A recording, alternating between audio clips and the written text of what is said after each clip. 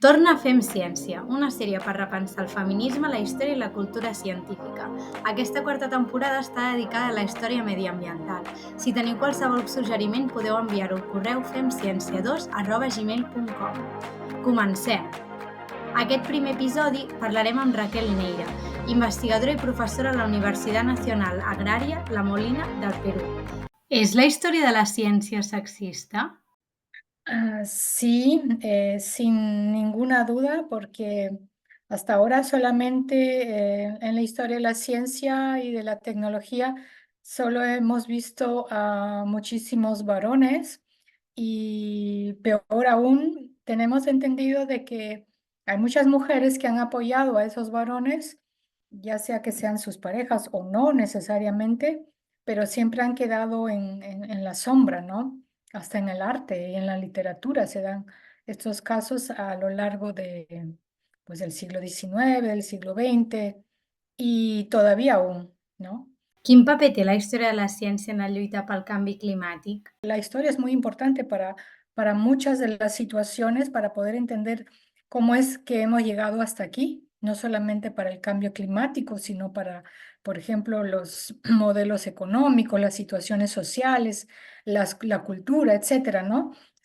Una perspectiva histórica siempre es necesaria para poder reconstruir los pasos que ha dado la humanidad, la cultura, una sociedad o hasta un pequeño pueblo, para ver cómo se llegó hasta ahí.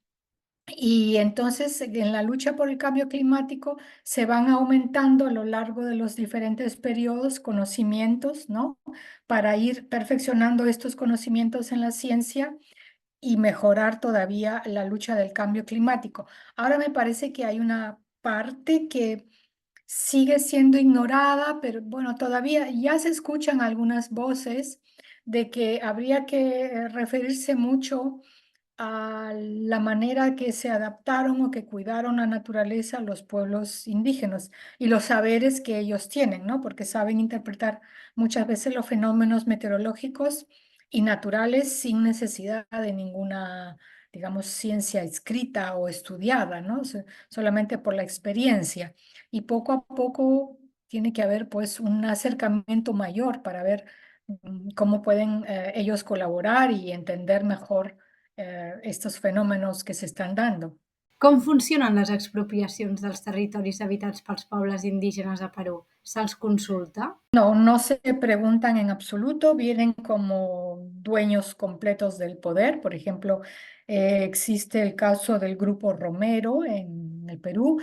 Para el grupo ni siquiera era invadir, están allí y no hay nadie, no hay nada más que algunos indios salvajes, como los consideraban y siguen considerando, y hacen palmas aceiteras sin preguntar a nadie. Puede ser otro producto también, es decir, van y se instalan, punto. Años posteriores han habido leyes, gobiernos más nacionalistas, que han hecho algunas leyes forestales, etcétera, tratando de proteger muy limitadamente, esta situación.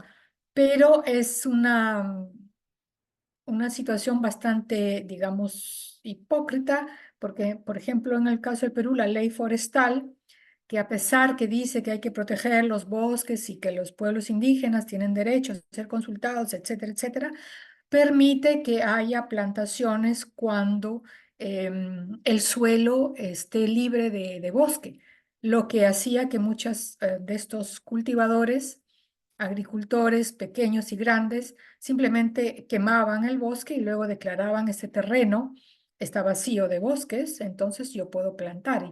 Y más aún, la nueva ley forestal a principios de ese año permite y justifica ya la posesión de, de esta situación y están ingresando en las reservas y áreas protegidas. Es decir, esto está yendo bastante lejos, ¿no? Se están centrando hacia la Amazonía como última frontera de la extracción. Creus que es fa prou retrospectiva històrica i s'identifica el colonialisme a l'estudiar conflictes socioambientals? Bueno, particularmente es mi tema, ¿no? La colonialidad es tomar las raíces eh, coloniales del poder y del saber que instalaron los invasores españoles o portugueses y otros que se instalaron, y luego eso se va a transformar, va a ser retomado por las repúblicas que se fundaron el siglo XIX en América Latina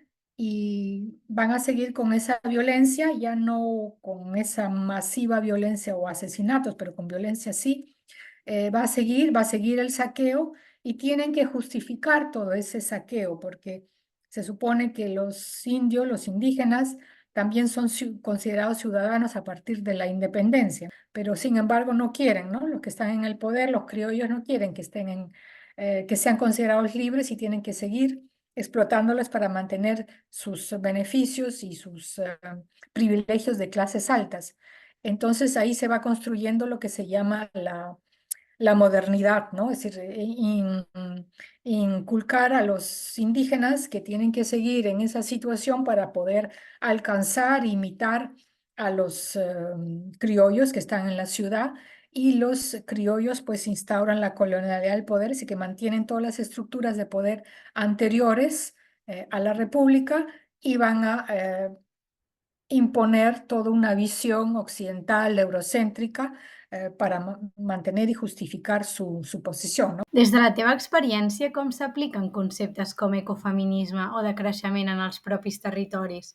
Com s'articula la resiliència climàtica? El ecofeminismo se está hablando eh, desde hace algunos años, está desarrollado por algunas mujeres, sobre todo de la capital, de todas maneras.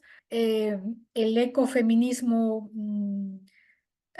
no podría decirte que tenga mucho asidero entre las mujeres porque de los movimientos sociales, porque digamos que ellas lo son sin necesidad de esos términos, ¿no? Esos términos vienen un poco desde arriba a calificar lo que ellas vienen haciendo desde hace mucho tiempo. El decrecimiento no se habla en absoluto, no es nada conocido y incluso mal interpretado por muchas personas. Bueno, yo he tratado de introducir el decrecimiento ya, ¿cuántos años hace? Hace 10 años o más. Quise hacer una conferencia, bueno, no pudo tener lugar. El Perú está completamente inmerso en el mundo neoliberal y muchas de nuestras izquierdas tienen una política ya sea de economía verde o de economía ambiental, es decir, que buscan una especie de vivir de la minería no es malo para ellos, con tal que se respete los estándares internacionales. Y yo les digo, bueno, pero dime cuáles son esos estándares internacionales, porque la verdad que son inexistentes o que piensas que la minería no contamina, ¿no? Toda esa teorización no es de los mismos pueblos, los pueblos viven a diario, tal cual, ¿no? Lo puedes llamar buen vivir si quieres. También, bueno, hay teóricos de todas maneras dentro de los pueblos indígenas y ellos, bueno, sobre todo los bolivianos, ecuatorianos han avanzado mucho más en ese aspecto y tienen esa perspectiva, ¿no? ¿Cómo se articula la resiliencia climática con todo eso? Em, yo creo que bueno, no creo, sí, estoy segura, muchos de los pueblos indígenas han ido perdiendo muchos de estos saberes eh, por toda esta avanzada del capitalismo y del sistema neoliberal y el empobrecimiento que han sufrido, ¿no? Hace poco tuve la ocasión de dar una charla, presentar lo que es la economía ecológica, desde el punto de vista de la economía ecológica, a mujeres del altiplano, de la región de Puno, y la mayoría me pedía a mí, como si yo fuera ingeniero, cómo hacer agua, cómo sacar agua, de dónde sacar agua. Y entonces, bueno, primeramente, no podría darles una respuesta así de por qué no hay agua, sabemos, las sequías, por qué, y de dónde viene, por qué. Pero cómo adaptarse a todo eso, han perdido completamente esos conocimientos y se han acostumbrado mucho, bueno, eso es un efecto de la colonia, a esperar que los poderes, las autoridades hagan todo. ¿no? Entonces, si las autoridades no lo hacen, ellos siguen esperando que suceda algo. Quin rol tenen els pobles indígenes en la lluita pel canvi climàtic i les dones en particular?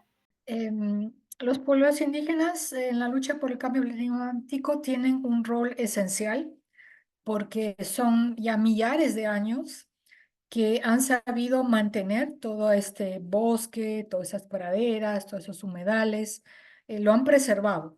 Entonces saben perfectamente interpretar los signos de la naturaleza y saben interpretar muy bien cuándo, cómo y dónde plantar, cosechar, etcétera, y cómo ir adaptando también las diversas variedades de hortalizas y frutas, ¿no? Lo que tenemos el día de hoy es el producto de un trabajo de selección de muchos años de los pueblos indígenas, ¿no? En el mundo entero, ¿no? El maíz, el trigo, etcétera, es todo un proceso que ha durado muchos años y han ido adaptándose.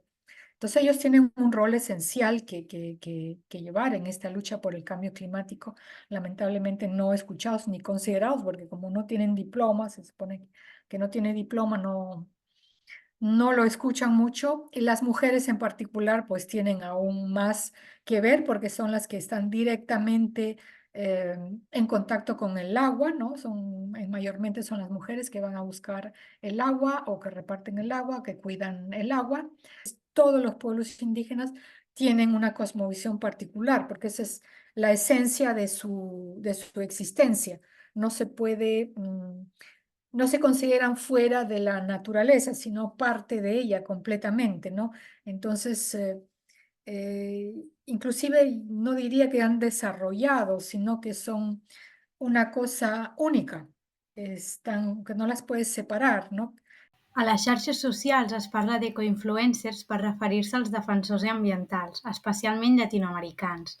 Com valores aquest fenomen? Esto nació de fuera, de toda evidencia, y uno de los objetivos fue también poder proteger a estas mujeres, ¿no? Con caso de Máxima Chaupe o Ruth Buendía, que estaban siendo bastante atacadas o su territorio bastante atacado.